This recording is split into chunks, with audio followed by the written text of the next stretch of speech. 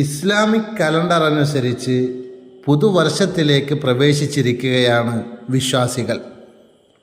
ഇസ്ലാമിക കാലഗണനാ രീതി ഹിജറ വർഷം എന്നാണ് അറിയപ്പെടുന്നത്.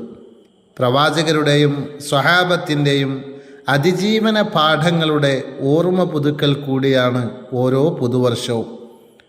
ഭൂമിശാസ്ത്രപരമായും കാലാവസ്ഥാപരമായുമുള്ള പ്രതിഭാസങ്ങളെയും പ്രധാന സംഭവങ്ങളെയും അടിസ്ഥാനമാക്കി പ്രാചീന കാലം മുതൽ തന്നെ കാലഗണന നടന്നു വരുന്നു. രണ്ടാം ഖലീഫ ഉമർ റളിയല്ലാഹു അൻഹുവിൻ്റെ ഭരണകാലത്താണ് മുസ്ലിങ്ങൾക്ക് സ്വന്തമായി ഒരു കാലഗണന സമ്പ്രദായം എന്ന ആശയത്തിൻ്റെ പിറവി. ചന്ദ്രപ്പിറവി അനുസരിച്ചായിരുന്നു കാലഗണനയെ രൂപീകരിച്ചത്.